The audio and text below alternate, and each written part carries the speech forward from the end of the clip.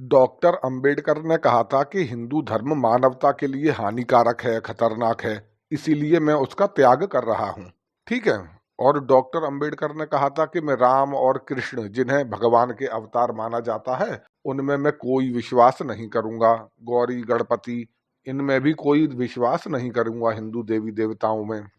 तो एक आदमी जो हिंदू धर्म को गालियां दे रहा है, राम को मानता नहीं है, उस आदमी को आज कौन सबसे ज्यादा पूज रहे हैं? वो जो अपने आप को गर्व से हिंदू कहते आए और राम के नाम पर सत्ता में आए। मैं बात कर रहा हूं भारतीय जनता पार्टी की। अंबेडकर का जो भ्रम है, उन्हें महामानव बनाने का जो भ्रम है, वो राजनीति के द्वारा शुरू हुआ सन 80 के 90 के दशकों में। कई अन्य दलों ने उसका प्रयोग किया, एक जाति विशेष को अपनी ओर खींचने के लिए, हिंदू धर्म में फूट डालने के लिए। लेकिन अब वही लोग जो हिंदू धर्म की एकता की बात करते थे, वो उस व्यक्ति को महामानव बनाने पर तुले हुए हैं जिसने अपने जीवन काल में अंग्रेजों का साथ दिया, उनकी नौकरी की। जब पूरा देश भारत की आजादी के आंदोलन के लिए लड़ रहा था, तब डॉक्टर अंबेडकर अंग्रेजों के साथ थे। कांग्रेस तक के लोग जेलों में बंद हुए, लेकिन डॉक्टर अंबेडकर अंग्रेजों के साथ थे। जो ये कहते हैं कि नहीं, वो दलितों के लिए लड़ रहे थे, लेकिन असलियत यह है कि डॉक्टर अंबेडकर ने कुछ जातियों को बरगलाने के लिए, उन्हें हिंदू धर्म से दूर करने के लिए इतिहास में भी भ्रम पैदा किए। गले में हांडी, कमर पर झाड़ू का जो झूठ था, उसका प्रचार प्रसार डॉक्टर अंबेडकर ने किया, उसे बनाया डॉक्टर अंबेडकर ने। भीमा कोरे गांव की जो लड़ाई थी, जो अंग्रेजी सत्ता और भारतीय पेशवाओं के बीच हुई, उसे भी डॉक्टर अंबेडकर ने ही जातिवादी ब्राह्मण पेशवा और महारों के बीच की लड़ाई बना दिया। इसका भी जो मुख्य आधार था, वो पूरा फर्जी था, केवल लोगों में जाति की खाई खोदने का। तो ये सारे काम उन्होंने किए। अंग्रेजों को बोलते रहे कि हम ही लोग हैं, हमारी जातियों ने आपको यहाँ पर सत्ता दिलाई है, हम अंग्रेजों के असली वफादार हैं। लगातार अंग्रेजों के प्रति अपनी वफादारी सिद्ध करते रहे। उनके पिता भी अंग्रेजों की सेना में काम करते थे, पीढ़ियों से वो अंग्रेजों की सर्विस करते रहे, और आज उनको बहुत बड़ा देश का महानायक बनाया जा रहा है।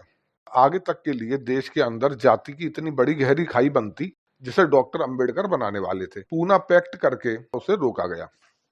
जिन्हें लगता है वो दलितों के बहुत बड़े नेता थे, तो कई दलित नेता थे उनसे बड़े थे, और वो कांग्रेस में थे, और वो हिंदुओं के साथ थे। अपने आप को हिंदुओं से अलग उन्होंने नहीं माना।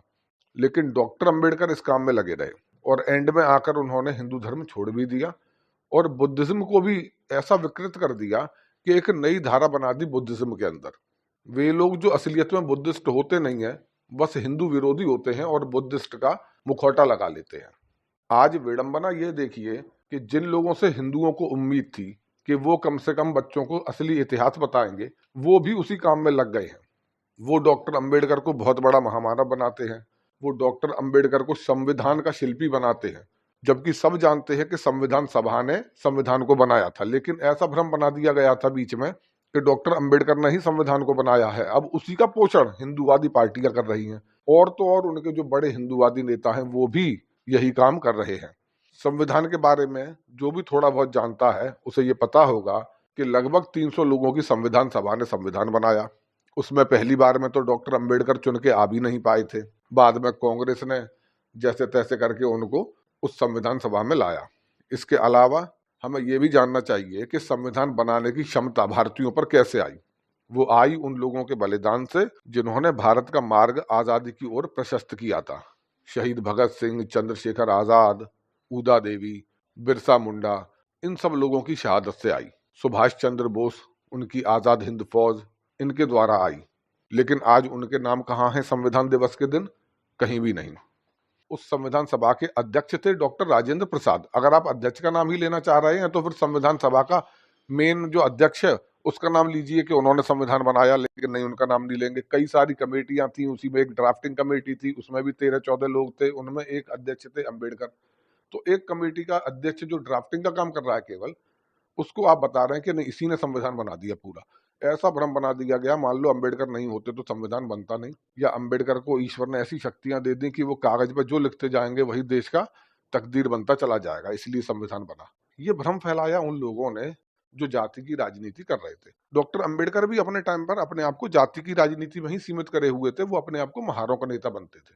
बाद में उन्हें पूरी एससी जाति का नेता बनाने की कोशिश की गई, और अब तो ये थोपा जा रहा है कि वो पूरे भारत के नेता थे। तो जिस व्यक्ति का ये व्यक्तित्व था, उसको आप पूरे संविधान का श्रेय ऐसे दे रहे हैं कि जैसे उसी की मेहनत से भारत संविधान बनाने की स्थिति में आया, उसी ने पूरे देश का संविधान बना दिया और वही असली संविधान का शिल्पी है। और दुखद ये है कि इस सारे भ्रमजाल में जो हिंदूवादी पार्टी रही, वो भी अब इसी चलन के पीछे चल रही है। यानी कि आपका काम था कि आप हिंदुओं को जो असलियत है वो बताते, उन्हें बताते कि संविधान कैसे बना, किसने बनाया, किसने क्या किया, वो सच्चाई बताते। लेकिन आप भी तो उन्हें भ्रम में रख रहे हैं। ये लोग क्या सच्चाई मानेंगे? और हिंदुओं को जिनसे सबसे बड़ी उम्मीद रही, मोदी जी से, योगी जी से, वो तक इसी में है। और योगी जी तो बहुत आगे जा रहे हैं। वो कह रहे हैं कि हर जगह, हर स्कूल में हमें डॉक्टर अंबेडकर की जीवनी पढ़ानी चाहिए। तो पढ़ाइए, उनकी 22 प्रतिज्ञाएं पढ़ाइए। वो अगर असली महापुरुष हैं तो फिर उनके नक्शे कदम पर हमें चलना चाहिए। तो चलवाइए, लोगों को छुड़वाइए हिंदू धर्म। बोलिए नहीं मानता मैं राम और कृष्ण को, फिर ऐसा ही कर लीजिए। अपने पैरों पर कुल्हाड़ी मारनी है तो आपको एससी वर्ग से महापुरुष चाहिए। आपको संत रविदास नहीं दिखते, महर्षि वाल्मीकि नहीं दिखते, बिरसा मुंडा नहीं दिखते, उदा देवी नहीं दिखती, नहीं।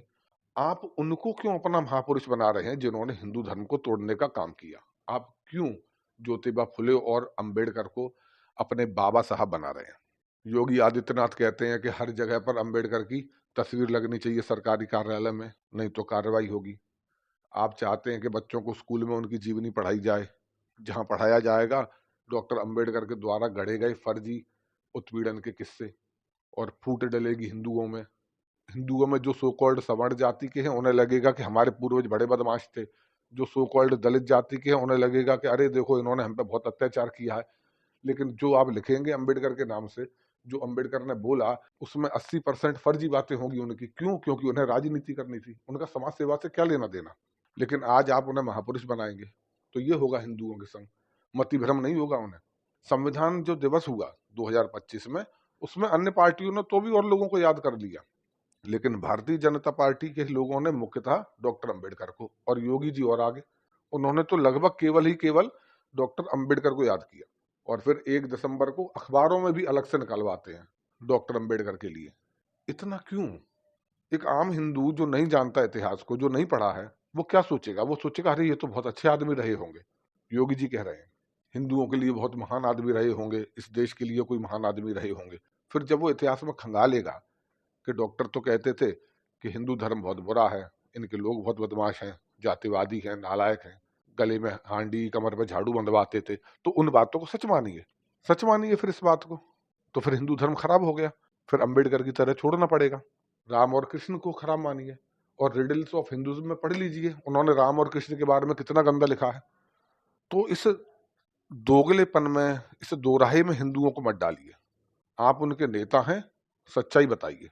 ये तो वो स्थिति हो गई कि मझधार में नैया डूबे तो मांझी पार लगाए, और जब मांझी नाव डुबाए तो उसे कौन बचाए।